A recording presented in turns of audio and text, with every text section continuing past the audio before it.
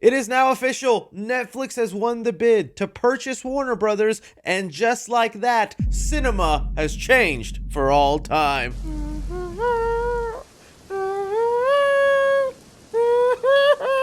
Maybe we're just exaggerating and we're hitting the doom button a little too quick, but we are going to break down everything we know so far about what Netflix now plans to do now that they're going to own Warner Brothers. Will the deal actually go through? If it does, what does this mean for things like HBO Max, the DC Universe, the theater industry? I'll be doing my best to give you the accurate information along with my personal thoughts, but I want to hear from you guys. Did you honestly think Netflix would win? I did not think so. You know, whenever the conversations were happening about which studio wanted Warner Bros., I was like, Netflix, yeah, they got the money, but do they really oh, they got it.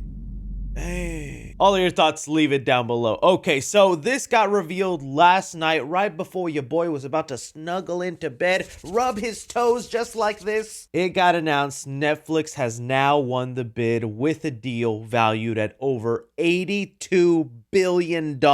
They seem to have had the highest bid, and now it'll go through and they'll begin the process. Now, let's keep in mind with everything we're going to talk about, whenever Disney purchased Fox, that took a year and a half for that entire process to go through. That's the whole government looking in on it, seeing about if it's fair, does it hurt the industry, getting everything else finalized. So even what we're talking about here, we're not going to see any of it come to fruition until at least a year and a half. So with Netflix winning, let's talk about some of those who lost. I honestly was kind of wanting Universal to get it. It just seemed like the lesser of all the evils, and they would just continue running it business as usual, and then we probably get, you know, the little park perks where DC Looney Tune characters could possibly show up in Universal Studios. Batman Halloween Horror Nights house?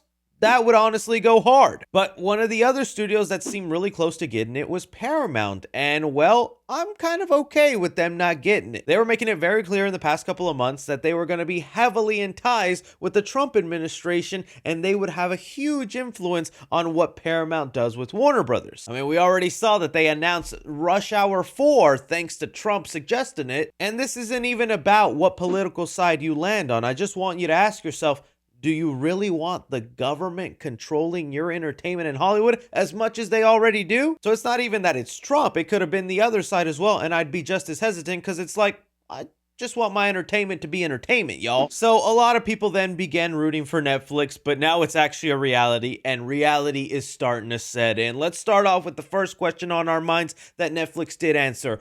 Does that now mean every Warner Brother movie that gets released in the future will now be a straight-to-streaming exclusive for Netflix? Doesn't look like it right now. Netflix did put out a statement kind of giving the gist and an idea of their plans with Warner Brothers right now, and they say they are still committed to the theatrical release. In fact, reports are saying that they're going to keep David Zaslav as CEO and that they would run Warner Brothers separately from Netflix. And that did make a lot of people go, okay, so then what the heck was the point of this bid and all that? It's all the IPs, it's the library of content. I mean, that's really what Netflix is gaining, and that's also what they've been struggling with since they came to fruition. I mean, if you really think about it, how many like straight up Netflix properties can you think of? You know, like Stranger Things, Squid Games, maybe K-pop Demon Hunter? Netflix has had a real identity crisis where they don't have strong IP that they can constantly churn out like a movie studio does, where Warner Brothers constantly turns to DC and makes Batman movies nonstop. They own the Harry Potter movies, Cartoon Network properties and stuff like that. All that is now content they can stuff onto Netflix, whether new or old, and that'll be enough for them to raise them prices over and over. But backtracking on that just a little bit here and back to theatrical thing. Okay, I really want to believe Netflix is being completely honest about them sticking to the theatrical release model, because this deal, a lot of people are panicking because it looks like the death of cinema. And even though recently Netflix has made some moves to like embrace theatrical more, like I know I was trying to get tickets for the final episode of Stranger Things.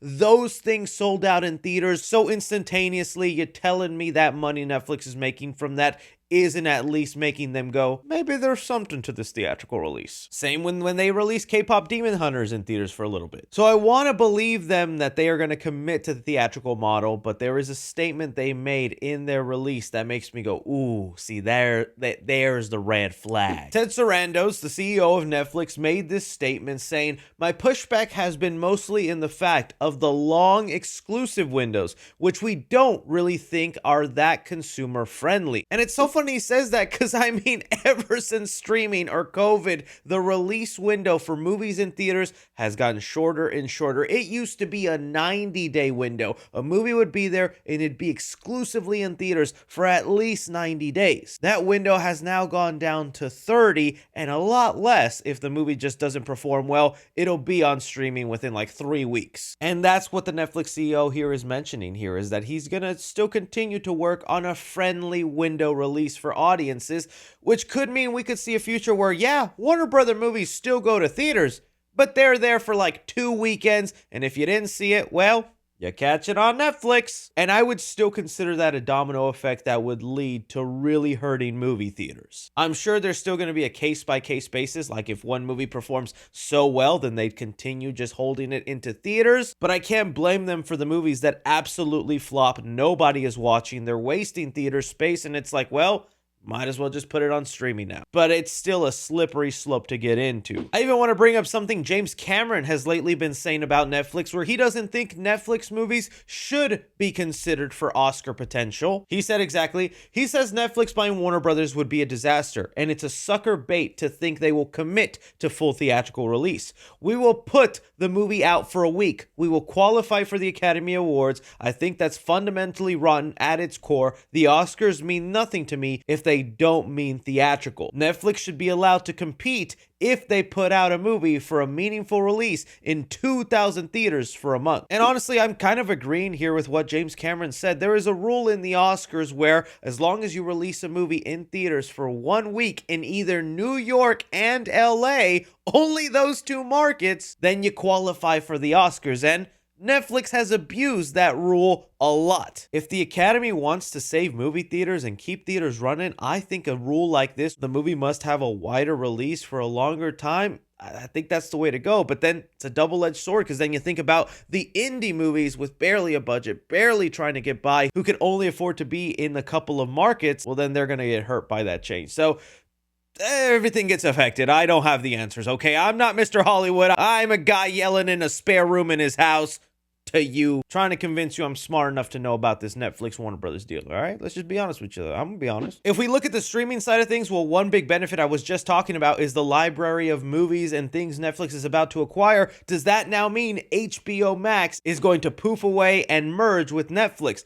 In their statement, they're saying that they still want to keep HBO separate, but some titles that appear on HBO Max and all that will now filter through Netflix. But again, I call BS, and I think for how long? You might keep that charade up for like 3-4 years, but eventually the goal is going to be combine HBO Max, combine Netflix into one mega platform. Maybe you can do the thing Disney Plus does, where they now have a little Hulu tab. The HBO name is still a brand name and it means something to people, but Netflix doesn't really have like a tab dedicated to stuff like that. It's just spread out through movies, TVs, or genres. It would be interesting to see Netflix have an HBO tab. But being a nerd myself, and the thing I know a lot of y'all want to ask me about, is the whole DC side of things. It is rather interesting. Well, if we're believing the reports that Warner Brothers is going to be kept separate from Netflix and they're going to run just as they have as a studio, and David Zaslav will remain CEO, well then James Gunn and Peter Safran are staying because they like so far what they've been doing. Oh, Chris, but Zack Snyder and Netflix, they work together. That doesn't mean much anymore, buddy. Netflix has already canceled 2 other Snyderverses, the Rebel Moon movies that are now not going to be finished, and the Army of the Dead movies. Both of those franchises had big plans, several sequels, and Zack Snyder wanted to go big, and they didn't get the views Netflix wanted. So even when it came time for Zack Snyder to do another movie, Netflix said no thank you, and he had to take that project with another studio. This Warner Brothers Netflix deal is not going to be restoring the Snyderverse, because I don't see why Netflix would want to try a third time with Zack Snyder when they just canceled 2 of his other universes. But you know what? I'm not gonna lie to you. There's still always that 1% chance where I'm like, I can't doubt the Snyder fans. They still made that movie happen, and it was always under crazy circumstances like this that I never saw coming.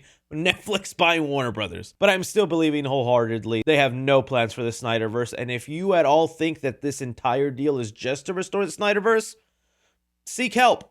Please. If anything, this just means now we're going to get an abundance of DC content, because you want to talk about Netflix desperately needing some sort of IP or some sort of recognizable brand that's associated with them.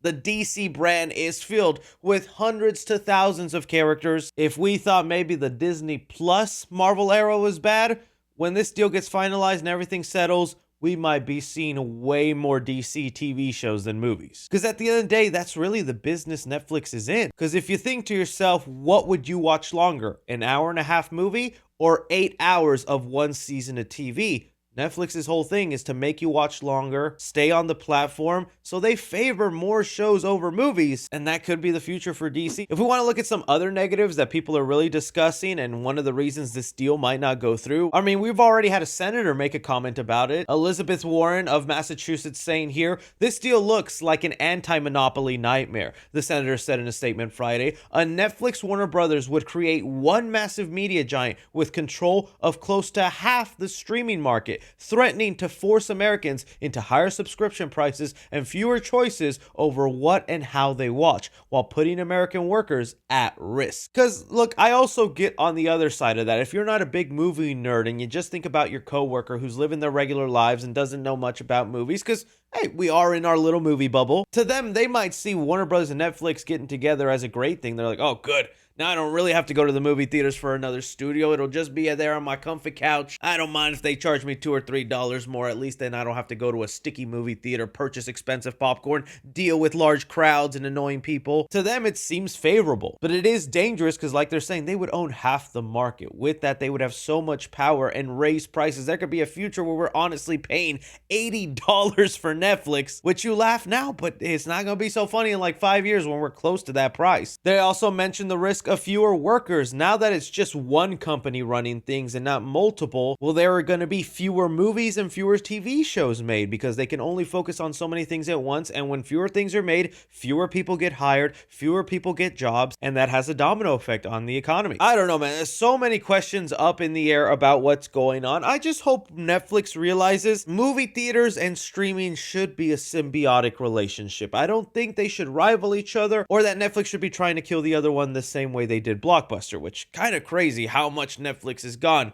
since them Blockbuster days, RIP. Because studies have proven movies that go to theaters and then eventually on streaming perform way better. People tend to watch them more, and that's only a benefit for their platform. You eliminate that movie theater model or that premium feel that it's like, oh, a movie that I could only watch if I went outside my house is now available kind of for free at the comfort of my home. I say for free, but people, you know, are paying their monthly subscription. But it feels free at the time because you could just click it. That's a value that Netflix is now trying to cut away and shoot themselves in the foot with. I hope Netflix kind of uses Warner Brothers to more market their films or make them feel more like events, because again, when you're just dumping and dumping and dumping, streaming feels like the fast food of movies, and that's just a terrible way to go for content. You know, things like HBO, that's premium. Movies that go to theaters, that's premium. You're taking away all these special things by buying them out and just merging it. The entire industry will eventually feel like slop if you take over Netflix. Because we've seen what you produce and what you spend $300 million on, and then how little impact those movies have on the actual pop culture zeitgeist. That's just my thoughts on it, though. Crazy times. It's going to be a year and a half. The deal might not even go through. But I toss it off to you guys. What do you make of all this? Your predictions, your thoughts, your theories? Love to hear it all down below. Don't forget to like, subscribe, follow me on Twitter at 3C Films or on TikTok at 3C Films. But as always, I'm Chris. Take care.